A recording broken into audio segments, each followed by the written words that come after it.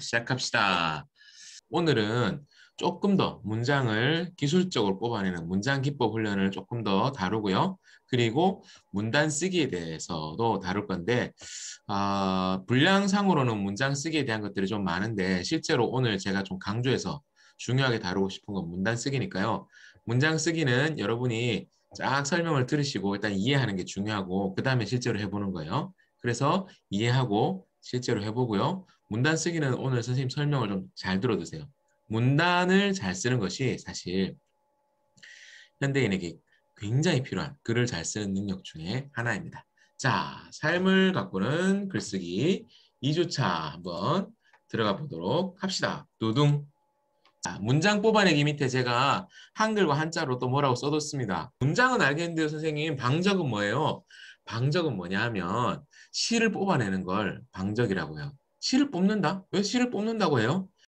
시를 만드는 재료가 여러 가지가 있었는데 그중에 비단을 만들기 위한 비단실은 어떻게 뽑았냐면 누에고치, 누에라는 벌레가 나방이 되기 위해서 자기 몸을 몸에서 섬유질을 뽑아내서 몸을 칭칭 감는 침낭 같은 걸 만들거든요. 그걸 누에고치라고 해요.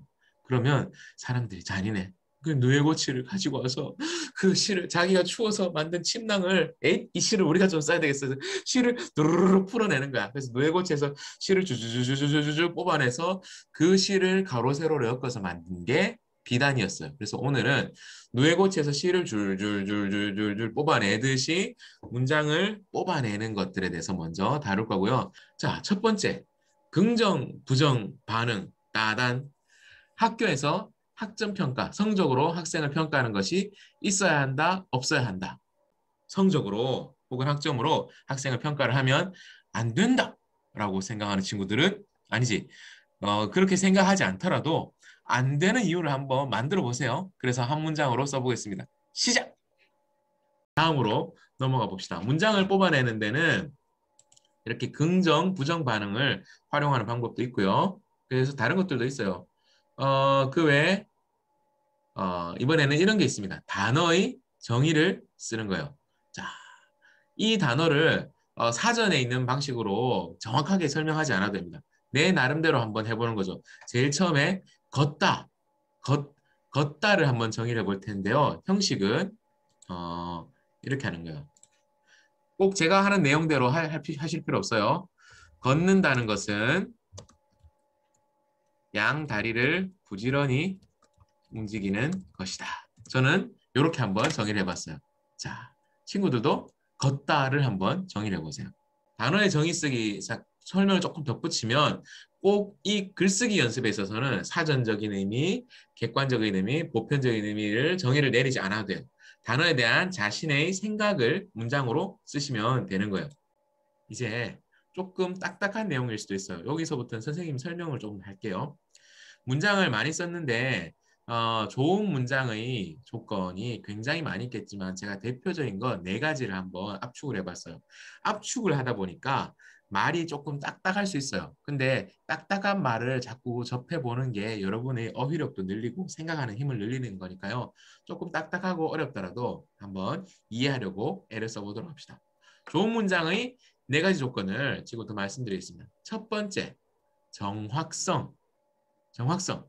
주어와 수어의 합치. 주어는 그 말의 주인이 되는 말, 수어는 그 말에서 어떤 행동을 묘사하는 말. 그래서 자, 사장님이 미쳤어요. 자, 좋은 말은 아니지만 광고로 많이 쓰죠, 가게 앞에. 사장님이 미쳤어요. 이 물건들이 이렇게 싸게 팔다니. 사장님이 미쳤어요는 주어, 사장님, 서술어, 수어는 미쳤어요. 사람이 미치는 거는 말이 돼요. 그래서 사장님이 미쳤어요는 정확성, 주어와 수어가 합치되는 정확한 문장이에요. 근데 등록금이 미쳤어요. 이런 말도 있어요. 뭐 가격이 미쳤어요. 근데 미칠 수 있는 거는 우리말에서 미치다라는 수어와 합치되는 거는 사람 혹은 동물. 그러니까 우리 집 강아지가 미쳤어요. 사장님이 미쳤어요. 좋은 말은 아니지만 동생이 미친 것 같아요. 뭐 이런 거는 말 그대로 정확한 문장인데 등록금이 미쳤어요. 지갑이 미쳤어요. 핸드폰이 미쳤어. 이거는 일상적으로 쓸 수는 있지만 좋은 글쓰기를 위한 문장은 아니에요. 정확한 문장은 아니다. 그 다음에 목적어와 수어의 합치. 어, 미술을 그린다. 말이 안 되죠. 그림을 그린다로 고쳐줘야 되는 거예요. 무엇을 그게 목적, 글의 목적이 되는 목적어거든요. 축구를 찬다. 이상하죠? 축구 찬다라는 말 사실 많이 썼거든요. 근데 정확한 문장은 아닙니다. 축구는 하는 거죠. 축구 경기를 한다 혹은 축구를 한다. 아니면 실제로 발을 차는 발에 차이는 목적어는 공이니까 축구공이니까 축구공을 찬다 혹은 공을 찬다 이렇게 고쳐주는 게 정확한 문장이 되는 겁니다. 그리고 아까 많이 제가 이야기했던 거 단편 문장, 완결되지 않은 문장이 있어요. 남들에 비해 튀고 싶다는 생각을 가지고 사는 사람이 전혀 아니므로 단지 좋아하는 물건이 특이할 뿐, 뭐 이런 식으로 중간에 끊어진 문장이 두 개가 툭툭 나왔어요. 그러면 이걸 이어서 마침표가 제대로 있는 완성된 문장을 쓰면 남들에 비해 튀고 싶다는 생각을 가지고 사는 사람이 전혀 아니며 단지 좋아하는 물건이 특이할 뿐이다 라고 완성된 문장으로 써볼 수 있겠죠. 이해되시죠? 다음으로 넘어간다이. 두 번째, 앞에 게 정확성이라면 두 번째는 명료성. 자, 명료성과 정확성은 사람들이 많이 헷갈려요. 정확성은 쉽게 말하면 문법적으로 옳은 말. 근데 명료성은 틀린 문장은 아닌데 의미가 헷갈리는 그런 것들을 깔끔하게 알아들을 수 있게 쓰는 거예요. 자, 명료성의 첫 번째, 수식어, 꾸며주는 말, 피수식어, 꾸밈을 받는 말. 수식어, 꾸며주는 말은 피수식어, 꾸밈 받는 말 가까이에 써야 된다. 자, 가까이 안 쓰면 어떤 일이 벌어지느냐? 멋있는 장관의 딸 이렇게 하면 이게 멋있는 장관님이 있고 그 사람의 딸이라는 건지 장관의 딸이 멋있는 장관의 딸. 그러니까 우리가 말로 소리로 들으면 알 수 있어요. 멋있는 장관의 딸, 멋있는 장관의 딸. 자, 그러면 뭐 말로는 붙여서 하면 붙인 걸 꾸민다 알 수 있잖아요. 근데 글로만 보면 사람이 읽는 방식에 따라서 장관이 멋있게 느껴질 수도 있고 딸이 멋있게 느껴질 수도 있죠. 그래서 여기서는 딸이 멋있다라고 하고 싶으면 장관의 멋있는 딸 이런 식으로 꾸며주는 말을 꾸민 받는 말 가까이로 옮겨주는 거예요. 그러면 조금 더 의미가 분명하겠죠. 두 가지로 해석이 안 되고. 그리고 또 많이 우리말에서 쓰는 실수가 있어요. 뭐뭐 하는 것, 뭐뭐 하는 것 이거를 많이 씁니다. 근데 이걸 너무 많이 쓰면 글이 지저분해집니다. 그리고 의미가 흐려집니다. 한번 보세요. 한 문장에서 것이 두 번 나왔어요. 그런데 재미있는 것은 이 일을 하면서 내가 그렇게 하고 싶고 원하던 영화의 모조가 조금 낮아진 것 같다는 것이다. 지금 그리고 여기 한 번 더 있네. 그래서 이거를 하나로 줄였습니다. 그런데 재미있는 것은 이 일을 하면서 내가 그렇게 원하던 영화의 모조가 조금 낮아진 듯한 기분이 든다는 점이다라고 것을 줄였어요. 아무 때나 부분이라는 말을 쓰지 말라. 이거 어른들이 이런 글쓰기를 많이 해요. 여러분이 고등학생만 돼도 여러분도 이런 식의 글을 많이 읽게 될 거예요. 액정이 깨진 것은 유로로 교환해 드릴 수 있는 부분입니다. 무의 체험이란 부분은 하이데거 철학의 중심이다. 자, 액정이 깨진 것은 유료로 교환해 드릴 수 있습니다. 그냥 하면 되잖아요. 굳이 부분이란 말 안 덧붙여도 되죠. 무의 체험이란 하이데거 철학의 중심이다. 부분 빼도 충분히 말이 되는데 습관적으로 자꾸 넣는 거예요. 이게 그 번역식 part of 그것 때문에 이제 그 한 부분을 우리말로 번역한 글을 읽고 쓰다 보니까 이런 게 들어가게 됐거든요. 그냥 안 해도 돼요. 자, 이 번역투 말 글쓰기의 부작용입니다. 자, 이번엔 또 글자 작아졌습니다. 왜냐하면 예문이 길기 때문에 문장이 너무 길면 줄이거나 여러 문장으로 잘라라. 한 문장이 너무 길어지면 가능하면 줄여주세요. 근데 줄이는 게 힘들다. 내용이 다 촘촘해서. 그러면 잘라서 여러 문장으로 나눠주는 거죠. 자, 한번 제가 숨을 크게 쉬고 한번 읽어보겠습니다. 한 문장입니다. 바닷속을 헤엄치느라 탈진이라도 한 건지 힘없이 축 늘어진 연어가 쌀밥 덩어리 위에 턱하니 올려있는 연어로를 입속으로 밀어넣자 곧바로 예전에 화장실에서 맡았던 것과 같은 나프탈린 냄새가 코코트 칠려고 그 맛은 냉장고 안에 들어있던 모든 음식의 맛이 죄다 뒤섞인 듯 했다. 선생님이 폐활량이 좀 되기 때문에 이걸 한 번에 읽을 수 있었지만 사람들은 이거 읽다가 숨이 넘어갑니다. 긴 글을 읽기 어려운 이유는 뭐 용어가 어렵고 복잡하고 이런 것도 있지만 숨쉬기 힘들어서 목이 아파서 실제로 그래요. 반대로 여러분이 다른 사람들을 편안하게 만들어드리고 다른 사람들이랑 글쓰기를 하기 위해서는 이런 긴 글을 잘라주면 돼요. 줄이고 잘랐어요. 연어로를 입속으로 밀어넣자 곧바로 예전에 화장실에서 맡았던 것 같은 나프탈렌 냄새가 코끝을 찔렀고 그 맛은 냉장고 안에 들어있던 모든 음식의 맛이 죄다 뒤섞인 듯 했다. 훨씬 짧아졌죠. 같은 내용이에요. 명료성 하나 더. 주어나 목적어가 생략되어서 애매하다. 이게 누가 하는 말인지 아니면 누구를 향해서 하는 말인지 생략된 거예요. 광덕산 비탈의 어둠 속에 묻혀있다. 59년 만에 세상의 빗속으로 다시 나온 국군 병사들의 유해는 이만한 나라를 가질 수 있도록 해준 사람들을 기억하고 있는가 하고 우리에게 묻는 듯하다. 애매해. 고쳐볼게요. 광덕산 비탈의 어둠 속에 묻혀있다. 59년 만에 세상의 빗속으로 다시 나온 국군 병사들의 유해는 우리가 이만한 나라를 가질 수 있도록 해준 사람들을 기억하고 있는지를 우리에게 묻는 듯하다. 자, 이런 식으로 고쳐볼 수 있습니다. 원인과 결과가 직접 연결되지 않아서 애매한 경우도 있습니다. 여러분 힘들죠? 여러분 저는 말하느라고 더 힘듭니다. 조금만 힘을 내보도록 해요. 원인과 결과가 직접 연결되지 않아서 애매한 경우. 얼마 전 폭설로 출근을 위해 엉금엉금 기다시피 운전을 하는데 공공기관 앞 인도에서 혹한의 추위 속에서 아침 일찍 열심히 눈을 치우고 있는 학생들을 보았다. 그러면 얼마 전 폭설로 쉼표, 폭설 때문에라는 걸 딱 끊어주는 거죠. 그래서 얼마 전 폭설로 인해서 라는 거를 생략해 주면서 쉼표를 딱 끊어주는 거예요. 얼마 전 폭설로 끊고 출근을 위해 엉금엉금 기다시피 운전을 하는데 공공기관 앞 인도에서 혹한의 추위 속에 아침 일찍 열심히 눈을 치우고 있는 학생들을 보았다. 원인은 폭설. 그래서 뒤에 이어지는 내용들이 결과. 이렇게 구분해 주는 것입니다. 자, 이거를 조금 더 풀어볼 수 있습니다. 얼마 전 폭설로 엉금엉금 기다시피 운전을 하는데 폭설이 내려서 엉금엉금 기다시피 운전을 했다. 공공기관 앞 인도에서 혹한의 추위 속에서 아침 일찍 열심히 눈을 치우고 있는 학생들을 보았다. 이런 식으로 쉼표 대신 내용의 문장의 흐름으로 원인과 결과를 구별해 줄 수도 있고요. 자, 이렇게 해봅시다. 얼마 전 눈이 많이 내려서 엉금엉금 기다시피 운전을 하는데 공공기관 앞 인도에서 혹한의 추위 속에 아침 일찍 열심히 눈을 치우고 있는 학생들을 보았다. 이제 이렇게 쓰면 이제 3단계가 의미상으로 딱 구분이 됩니다. 얼마 전 눈이 많이 내렸다. 1번 원인. 그리고 이 원인에서 나온 결과 엉금엉금 기다시피 운전을 했다. 근데 이번에는 이 기다시피 운전하는 게 또 다시 다음 문장의 원인이 되는 거예요. 공공기관 앞 인도에서 추위 속에서 눈치우는 학생들을 보았다. 엉금엉금 기다시피 천천히 운전을 했으니까 이걸 볼 수 있는 거예요. 그래서 눈이 많이 내린 것과 천천히 운전하는 것이 다음 문장들의 다음 마지막 문장의 원인이 되는 그렇죠. 두 가지 원인이 되는 그런 식의 발전을 볼 수 있는 거죠. 세 번째, 경제성 따단 경제성으로 넘어간다이 간결한 문장이다라고 했는데요. 경제성은 한마디로 말하면 줄일 수 있는 건 다 줄여라. 빼도 말이 되는 건 다 빼라 라는 겁니다.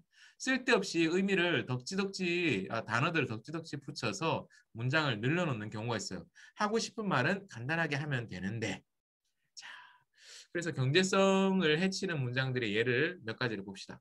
접속어를 남용하지 말라. 자, 그래서 그리고 뭐뭐 해서 접속어를 엄청 많이 쓸 때가 있어요. 그 초등학교 저학년으로 갈수록 그런 경향이 좀 강합니다.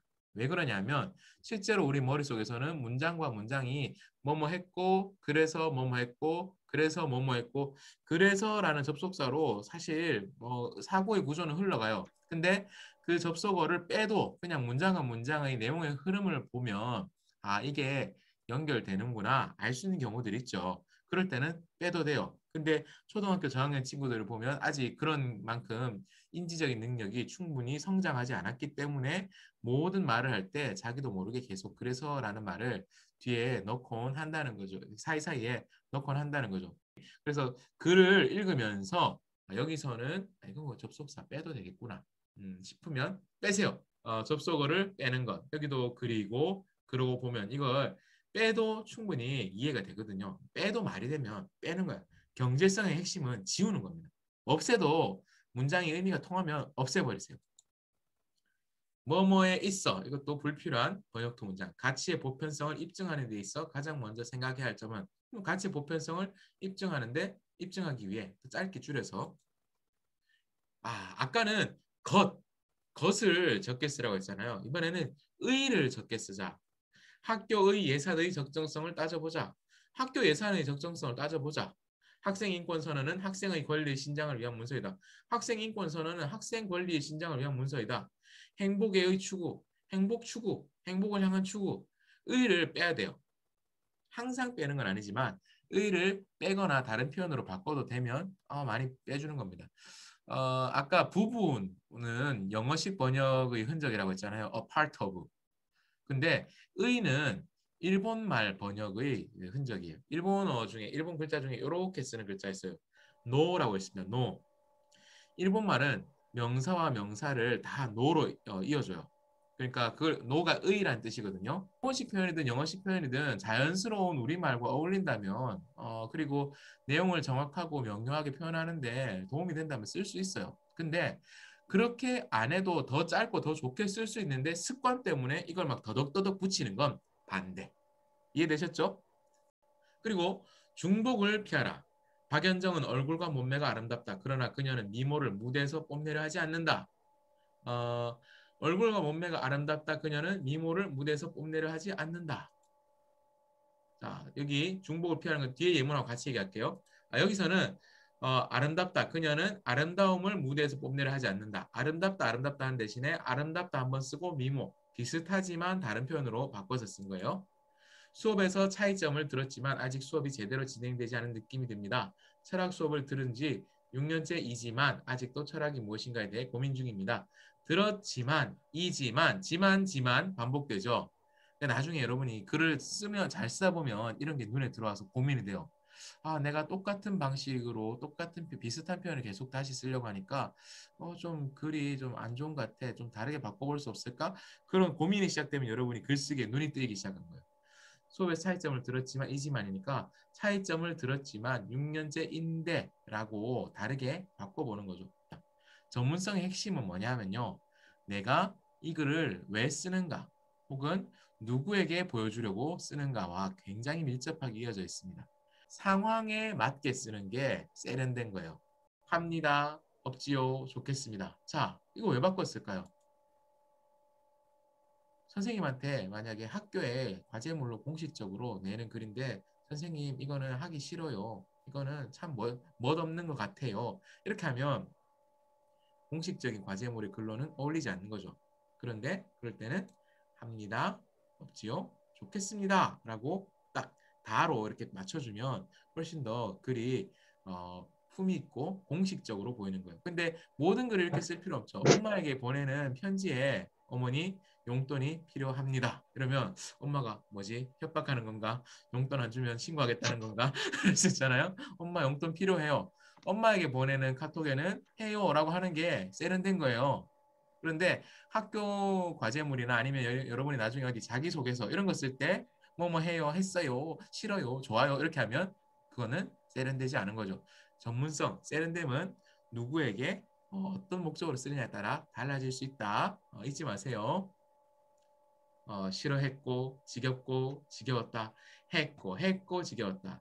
싫어했다, 지겨웠다, 없었다, 갑갑했다. 자, 고를 싫어했고, 지겹고를 이제 없애는 거죠. 싫어했다, 소지러 시험은 지겨웠다. 근데 여기 자세히 보시면 문장이 한 문장인데 여기는 하나, 둘, 셋, 넷. 어, 두 문장을 네 문장으로. 그래서 여기에 한 문장을 세 문장으로 쪼갰어요. 너무 길고 호흡이 길어질 것 같은 그런 것들을 세 개로 쪼개고 했고를 싫어했다, 지겨웠다, 없었다 이런 식으로 바꿔주는 부분들이 있었습니다. 전문성, 중복을 피하는 것 첫 번째입니다. 그리고 구어체적인 표현을 삼가하라. 구어체와 반대되는 말은 뭘까요? 문어체입니다. 자, 구는 한자로 뭘까요? 입구. 그러니까 입으로 하는 말, 글로 하는 말. 지금 제가 여러분과 이야기를 할 때 보통 우리가 쓰는 말투가 있어요. 뭐 했어? 아니야. 뭐 이런 것들은 이제 구어체, 대화를 할 때 쓰는 구어체입니다. 근데 글로 쓸 때만 남는 고유한 문체가 새롭게 탄생이 됩니다. 아까 제가 얘기했지만 문어체 어느 문자가 발명된 지 얼마 안 됐기 때문에 얼마 안 됐어요. 5천 년밖에 안 됐어요. 인류의 긴 역사에서 5천 년인가 8천 년인가 얼마 안 됐어요. 그런데 어, 문어체, 문어체의 경우는 그러면 원래 말로는 없던 말인 거예요. 사람들이 글로만 의사소통했기 때문에 그냥 선생님 구어체가 그럼 더 좋은 거 아니에요? 구어체로 글 쓰면 더 이해도 쉽고 좋은 거 아니에요? 이럴 수 있는데 자 여러분 생각해 보세요. 우리가 말을 할 때 진짜 생각하고 딱 말할 때 깔끔하게 군더더기 없이 한 번만에 말을 촥 읽는 사람이 있을까요? 없어요. 우리 말을 하다 보면 말이 꼬이는 걸 느끼죠. 그래서 말을 하면서 말을 덧붙여서 수정을 하죠. 말을 하면서. 가끔 아주 생각해서 준비한 사람들은 아주 깔끔하게 하기도 하지만 다듬어진 문장, 깔끔하게 정리되고 경제적이고 간결한 그런 문장은 문어체 글로 쓰면서 다듬은 것의 문어체의 흔적이에요. 그러니까 문어체는 뭐냐면 좀 흩어져 있는 말들을 아주 깔끔하게 정리한 그런 말이라고 할 수 있는 동시에 그리고 상황에 따라서 다르게 쓰일 수 있는 말들을 아주 세련되게 전문적으로 다듬은 말투이기도 합니다. 예문을 봅시다. 또 우리는 범죄를 저지를 수 있는 부정적인 선택의 기로에도 놓일 수 있는데 여기서 만약 안 좋은 선택을 한다면 그것이 바로 부정적 부모의 자유의지인 것이다. 안 좋은 우리 많이 쓰는 말이잖아요. 틀린 말도 아니고 나쁜 말도 아니에요. 그런데 여기서는 음, 앞에 글의 분위기가 쭉 진지하게 문어체적인 표현으로 가고 있을 때는 이때는 좋지 않은으로 바꿔줄 수 있어요. 선생님 저는 안 좋으니 더 괜찮은데요. 여러분 이거는 어, 문어체로 쓰여진 글을 앞으로 좀 더 많이 읽으면 이 감각이 좀 자연스럽게 자랄 거예요. 좀 더 상세한 설명을 할 수 있지만 우리 요거는 더 깊이 안 들어갈게요. 감각적인 것이 되게 중요합니다. 그리고 가능하면 수동태 혹은 뭐 피동형이라고도 얘기합니다. 수동태로 쓰지 마라. 정책이 수립된다. 이게 영어식 표현이거든요. 정책이 수립된다. 누가 한다는 거예요? 여기서는 문장의 형식으로 보면 정책이 주어야 정책이 수립된대. 근데 이러면 주어가 감춰진 거예요. 실제로는 사람이 하는 거잖아요. 누가 하는지가 감춰져 있는 거야. 그래서 책임감 없는 문장이 돼요. 이 내가 정책을 수립한다 라고 하면 되잖아. 근데 정책이 수립될 것입니다. 주어가 감춰져서 책임감 없는, 책임지지 않는 문장이 되는 거죠. 그리고 진짜 많이 쓰는 표현이 있어요. 되어지다. 여러분은 이런 거 잘 안 써요? 잘 되어지도록 노력합시다. 여러분, 이게요. 되다라는 말이 사실 이미 수동의 뜻을 갖고 있어요. 되다의 반대말은 한다요. 내가 무엇을 한다. 근데 내가 된다. 이렇게 말은 우리 잘 일반적인 우리말에서는 잘 없어요. 무엇이 된다. 라는 게 이미 피동이에요. 근데 한 번 더 어지다. 피동의 의미를 덧붙이는 말을 덧붙이면 이걸 이중피동이라고 하거든요. 그래서 되어지다라는 말을 쓰면 일단 이거는 X 표시해야 돼요. 되어지다는 된다. 된다로 바꾸면 돼요.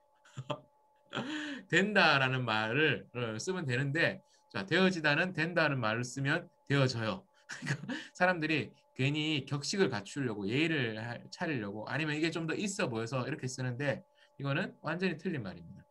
되어지다 쓰지 마세요. 문단 쓰기로 들어가겠습니다. 글을 잘 쓴다라는 말을 뭐 듣기도 하고 하기도 하고 그러죠. 글을 잘 쓴다라는 그 말의 의미를 제가 이렇게 한번 다시 풀어서 얘기를 해보려고 합니다. 문단 쓰기를 연습하는 사람, 문단을 잘 쓰는 사람이 글을 잘 쓰는 사람입니다. 진짜 교수님 그러면 다른 건 못해도 돼요? 문단 아래에는 문장이죠. 문장과 문장이 모여서 문단이 되니까 문단 위에는 한 편에 완결된 글 에세이였죠. 선생님 그러면 에세이 못 쓰고 문장 못 써도 문단만 잘 쓰면 글 잘 쓰는 거예요? 여러분 그럴 수 없습니다. 왜냐하면 문장을 못 쓰면 문단을 잘 쓸 수가 없어요. 그리고 문단을 잘 쓰는 사람은 에세이를 잘 쓸 수밖에 없습니다. 진짜요. 문단은 에세이의 구성 요소인 동시에 에세이의 축소판이기 때문에 문단 쓰기만 잘 연습해도 한 편의 글을 쓰는 것을 압축적으로 연습할 수 있습니다. 자, 그러면 그거 뭐지? 어떻게 하는 거지? 봅시다. 하나의 문단은 이렇게 구성이 됩니다. 한 문단은 주제 문장, 지원 문장, 결말 문장으로 이루어집니다. 주제 문장에서는 제일 먼저 문단의 핵심 명제를 써줍니다. 지원 문장은 주제 문장의 근거를 제시합니다. 그러니까 위에서 핵심 명제를 던졌다면 왜 그렇게 생각하는지 아니면 그게 왜 옳은지 거기에 대해서 근거를 제시해 주고요.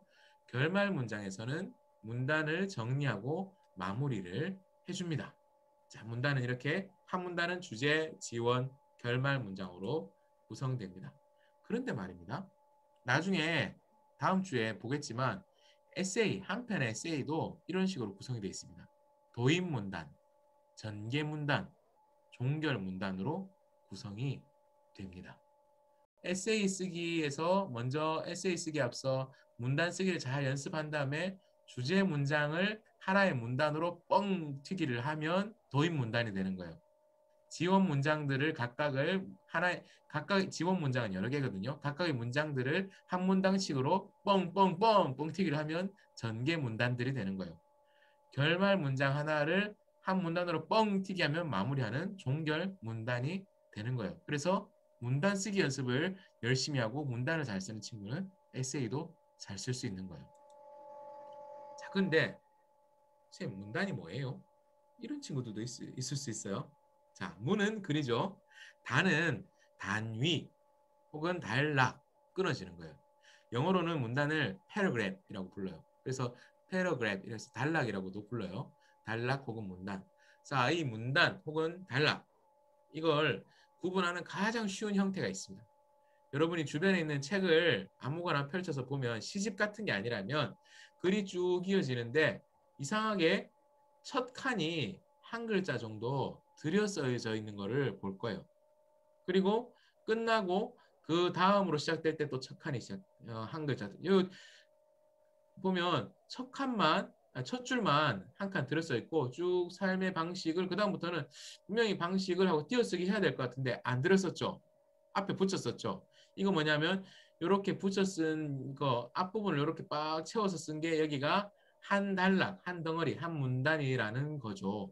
이런 식으로 그 문단의 첫 번째 줄을 한 칸 들어서서 새로운 문단이 시작된다라는 걸 표시를 해주는 게 제일 일반적인 문단 구분 방식이에요. 컴퓨터에서 글을 쓰는 걸 기준으로 문단 쓰기를 설명한다면 이런 거예요.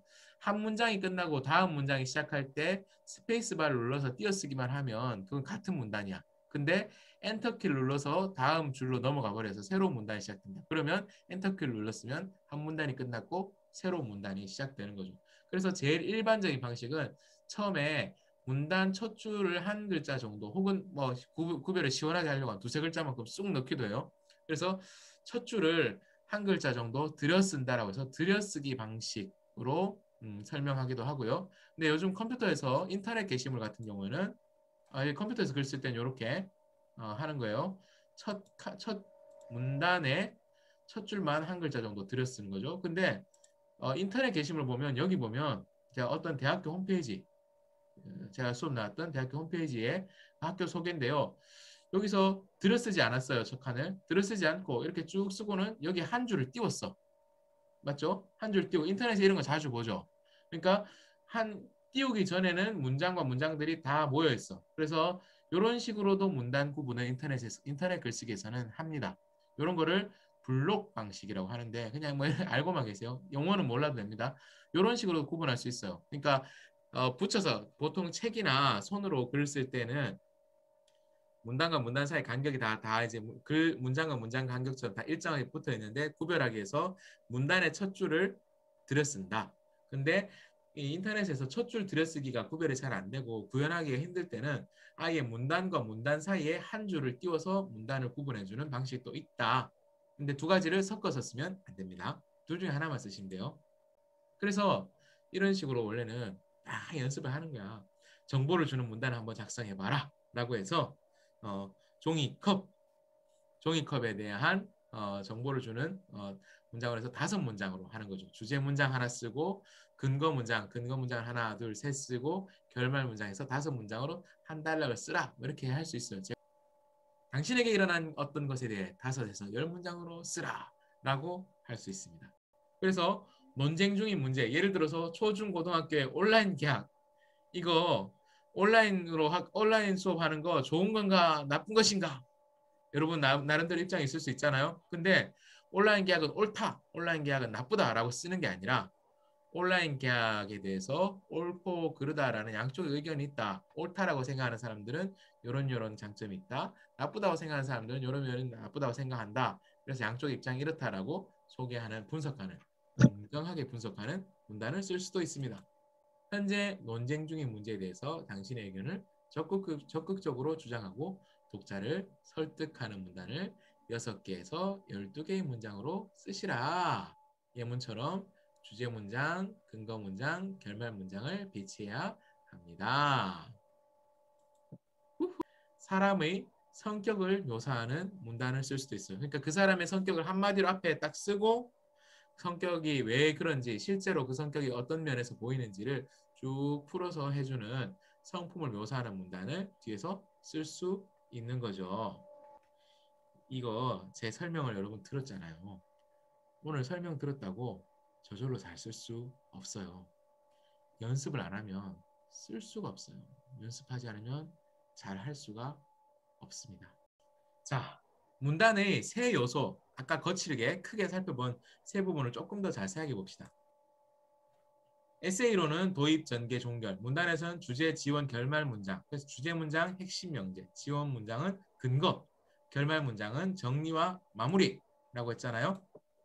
주제 문장 봅시다. 핵심 명제라고 했는데 선생님 핵심 명제는 뭐예요? 주제 혹은 논점 그리고 주제에 대한 소견이나 사실, 의견이라고 생각하셔도 돼요. 어떤 주제에 대한 자신의 의견이나 아니면 그 주제에 대한 정보를 쓰면 핵심 명제가 됩니다. 예를 들어서 헐리우드 영화의 평균 제작 비용을 주제로 다루고 싶다.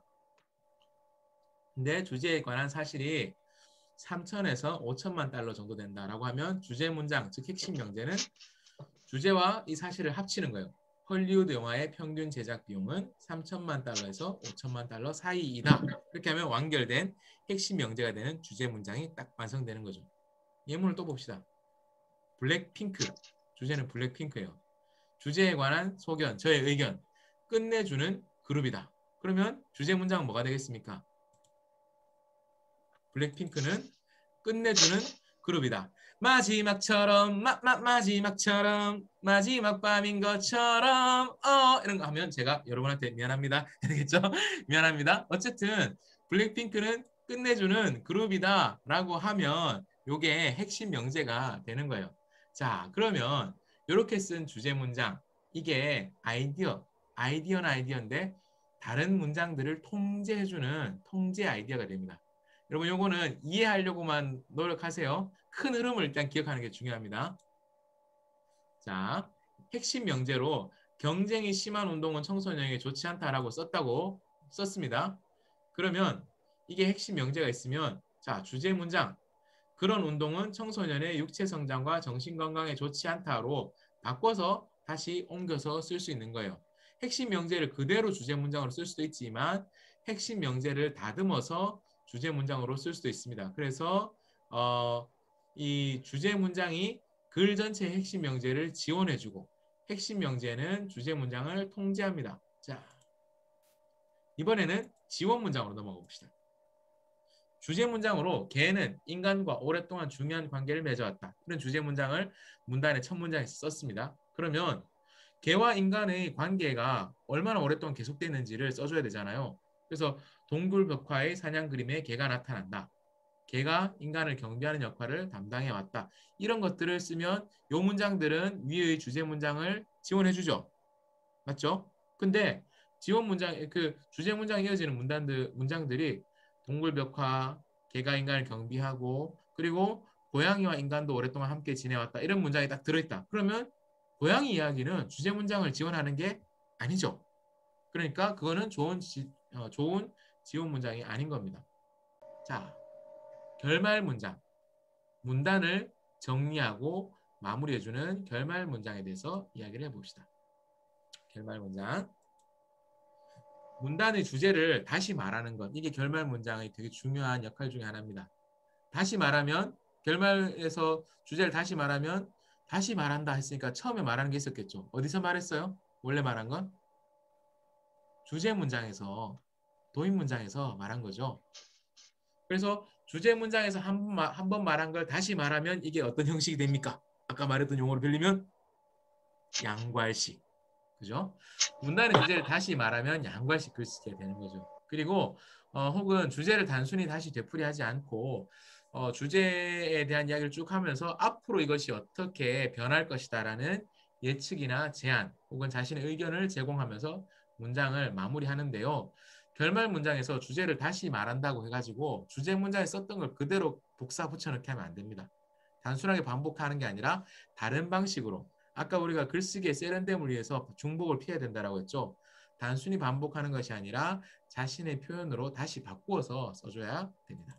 자, 이렇게 해서 주제 문장, 지원 문장, 결말 문장에 대해서 쭉 살펴봤어요. 자, 이렇게 살펴보면 제가 지난 시간에 올려놓은 노래가 이제 아하 어떤 내용인지 슬슬 이해가 될 겁니다. 자, 잠시만요. 그 노래 우리 한 번 더 이제 가사를 들어보면서 자 봅시다. 쓴다는 게 다 그런 거지. 누구나 빈머리로 와 아무 생각이 없어요. 워드 켜고 깜빡이는 커서를 한없이 보기만 하지. 자신에게 실망하지 마. 모르면 그럴 수 있어. 오늘부터 체계적으로 쓰면 돼. 수업을 잘 따라와. 글쓰기 파티. 간접 경험, 직접 경험, 글감은 기록한다. 문장 뽑기, 문단 구성, 기법을 연습한다. 5달러 글쓰기. 이거는 다음 시간에. 도입 전개 종결 구조. 이것도 다음 시간에. 5달러 주제 자, 오늘 소개해. 문단이랑 핵심 명제를 밝히지. 전개단락 몇 가지의 논점을 나누어 이야기하지. 종결단락 분산된 논의를 다시 모아 주제로 턴. 전개단락 적절한 숫자는 세 덩어리가 좋아. 자, 문단 쓰기로 간다. 한 단락에는 하나의 생각, 주제 지원 결말 문장으로 문단의 핵심 명제를 먼저 쓰고 근거 제시 후 마무리해. 두 발씩 필수, 양발씩 선택. 중요한 문장은 첫머리에. 이것만 잘해도 욕은 안 먹어. 학교든 회사든 마찬가지. 글쓰기 파티. 간접 경험, 직접 경험, 글감을 기록한다. 문장 뽑기, 문단 구성, 기법을 훈련한다. 5달러 글쓰기. 이거는 다음 시간에. 도입 전개 종결 구조. 요것도 다음 시간에. 간접 경험, 직접 경험, 기록이 중요해. 문장 뽑기, 문단 구성. 오케이. 수업 내용 까먹기 쉬워도 노래 수업 내용을 이해를 하고 이 노래 가사를 딱 외워놓고 언제나 글을 쓸 때 내가 이렇게 글을 쓰고 있는가를 생각하는 거예요. 우리 여기까지 하고 인사드리겠습니다. 그러면 여러분 오늘 여기서 인사드리겠습니다. 여러분 안녕.